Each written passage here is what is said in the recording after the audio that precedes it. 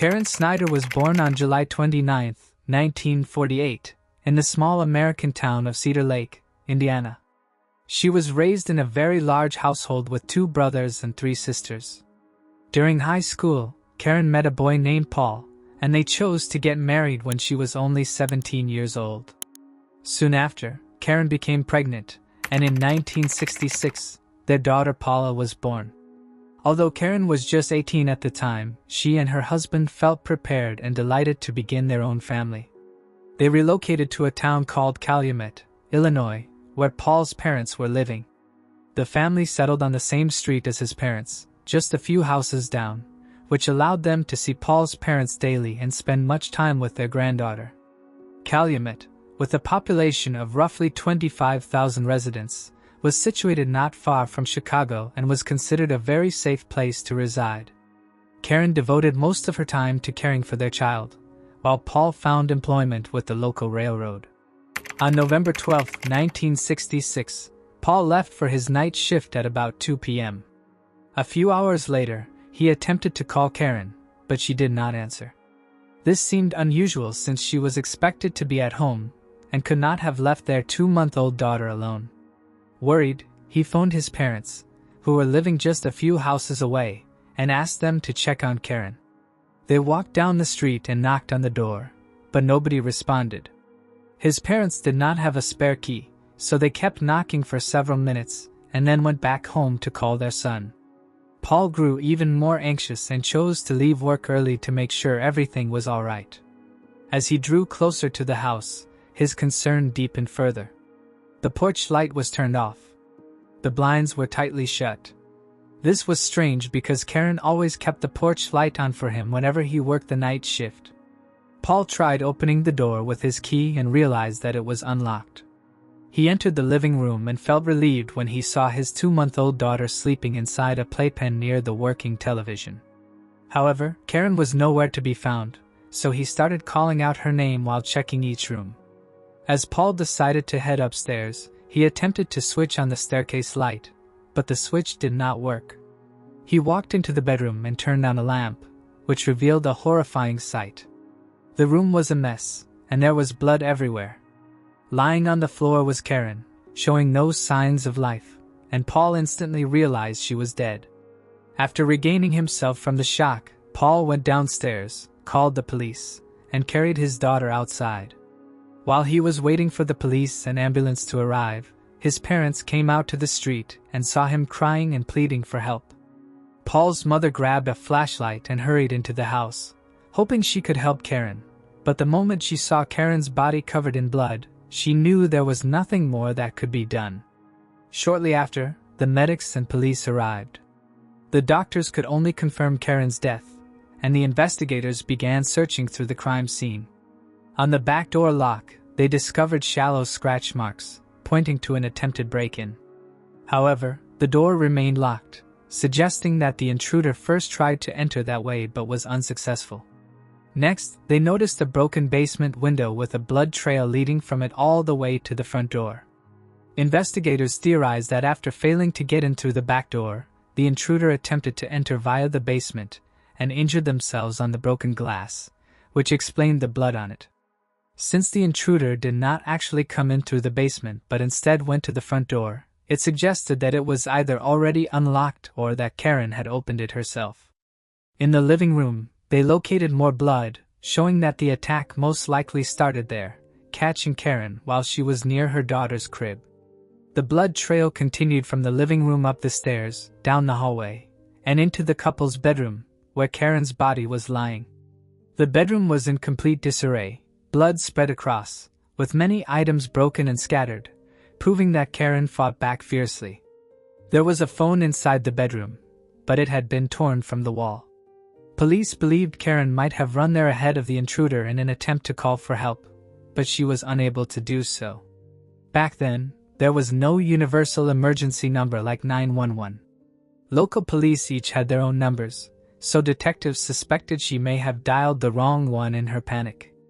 Investigators also discovered a blood-covered light bulb lying on the floor, which had been unscrewed from the socket above the staircase.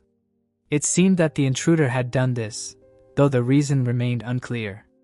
Perhaps he unscrewed it while chasing Karen upstairs, giving her only a brief chance to try contacting the police.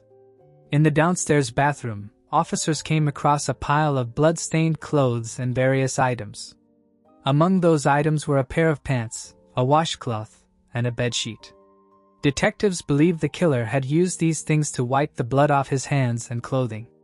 It appeared he also tried to clean himself with the washcloth or possibly attempted to use it to wipe away some of the blood on the floor in order to cover his tracks. However, given the enormous amount of blood throughout the house, these attempts were clearly pointless. After using the items, the killer threw them into the bathtub and then fled the scene. This showed investigators that he had stayed inside the house for some time following the murder, although the exact length of time remained uncertain. Detectives moved forward with the case and quickly ruled out the idea of a robbery gone wrong. The only things missing were Karen's blue wallet, which had about $50 inside, and one of the lamps from the bedside table, either of which had much real value. Medical examiners documented 124 stab wounds on Karen's body, the majority concentrated in her chest. Such extreme brutality indicated that the attacker had a personal motive. Specialists determined that the likely weapon used was a knife with a narrow blade, similar to a stiletto, but police were unable to find it anywhere inside the house or in the surrounding area. Karen's clothes were still intact and there were no signs of sexual assault, but investigators did not rule out the possibility that the attacker might have intended such an act but for some reason could not carry it out. Her time of death was estimated to be between 4 and 6 p.m. Since Paul found her body around 11 p.m., the killer must have left several hours before then. Detectives started by speaking to the victim's friends and relatives. According to Paul's mother, Karen had expressed fear about living in that house and had said that she wanted to move to Indiana to be closer to her parents. However, she never explained the reasons for her fear, and investigators could not find further details. Karen's neighbors also shared an interesting point. Their dog, which normally barked at the slightest noise, had stayed silent that evening. With nothing else to go on, police shifted their focus onto Karen's husband, Paul. In such cases, the spouse is usually the primary suspect, so they began looking into him closely. After reviewing the house evidence, detectives believed the attempted backdoor break-in and the broken basement window could have been staged. The killer was probably someone who knew Karen but tried to make it look like a random intruder had committed the crime.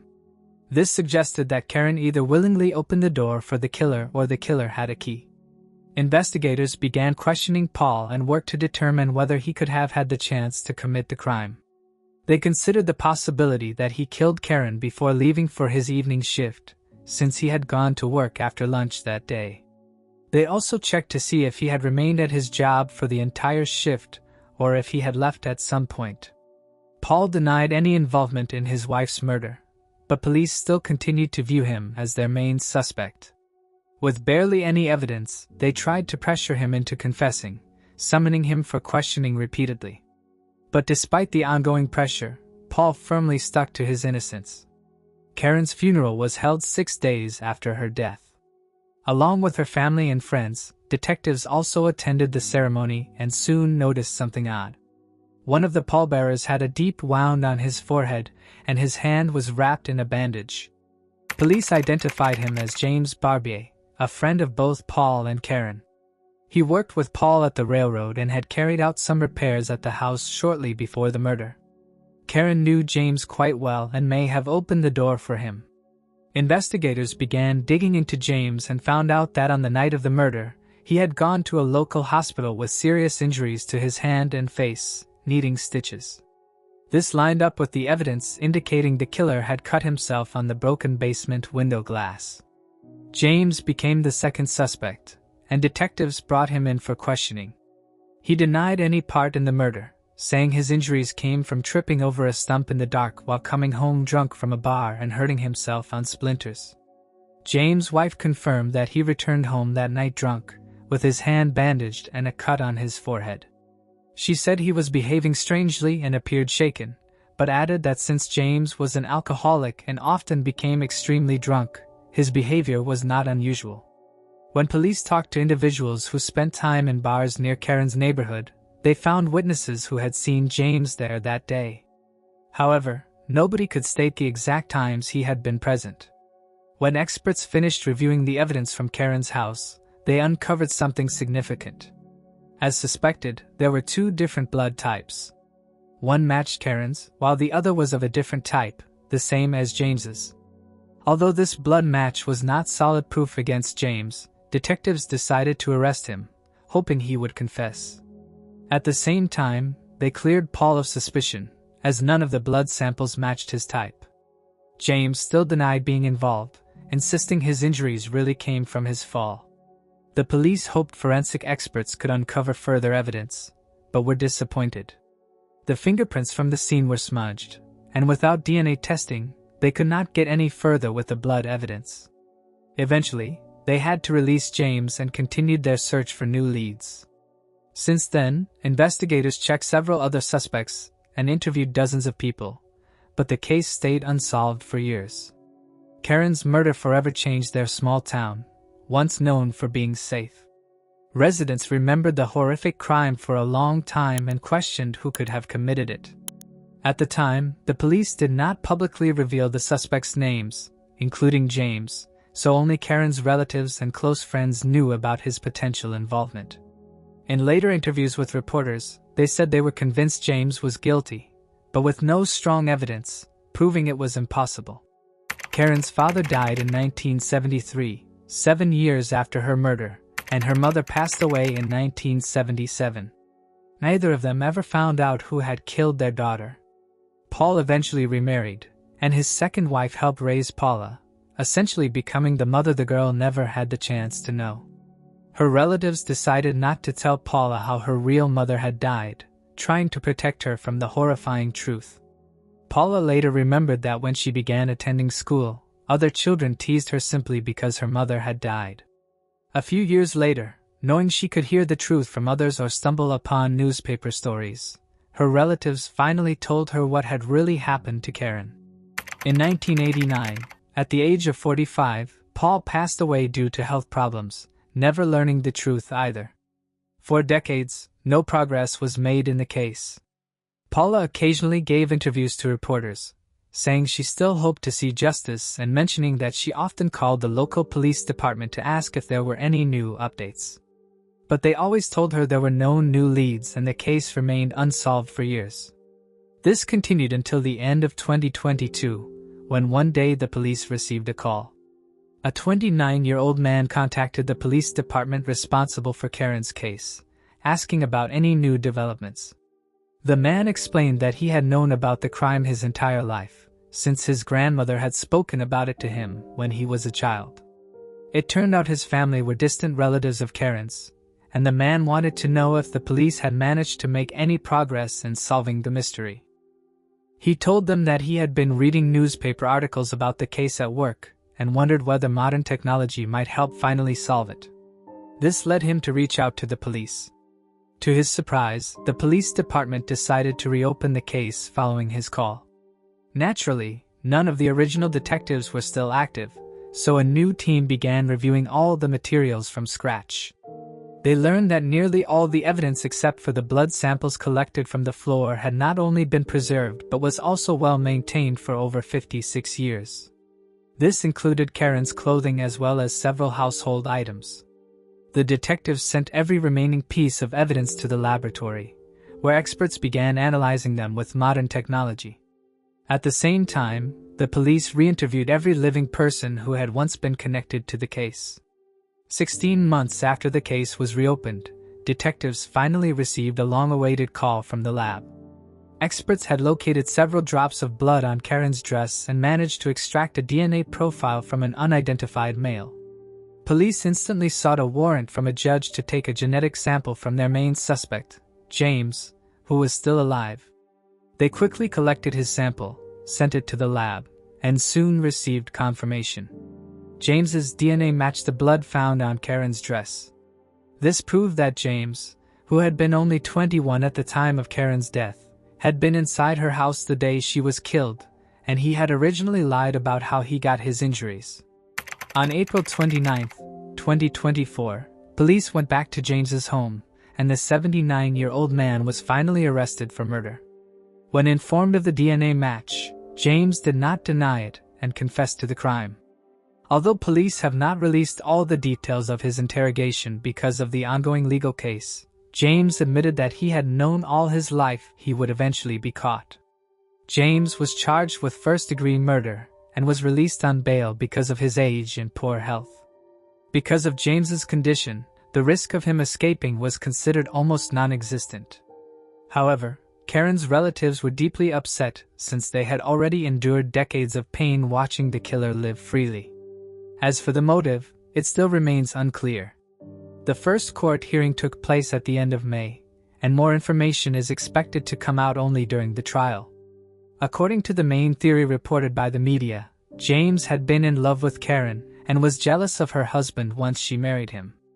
Additionally, James had been heavily drunk that evening, which may have pushed him to commit the murder. Karen's relatives voiced their gratitude to the detectives for finally ensuring James faced justice. Still, because of his health, even if James lives to enter prison, he is unlikely to spend much time there. Karen's daughter, who was 57 at the time of James's arrest, said she received the best phone call of her life when she heard her mother's killer had finally been caught. She admitted that she had lost hope and was shocked that the evidence had been preserved so well. She also stated that she blames James for her father's early death. Beyond enduring the brutal murder of his wife, her father had lived the rest of his life almost certain that his close friend had been responsible, and it had been very painful for him to watch James continue living free. If you found this case intriguing, make sure to like and subscribe. We upload new crime case videos every night. Stay tuned and brace yourself for what's coming next.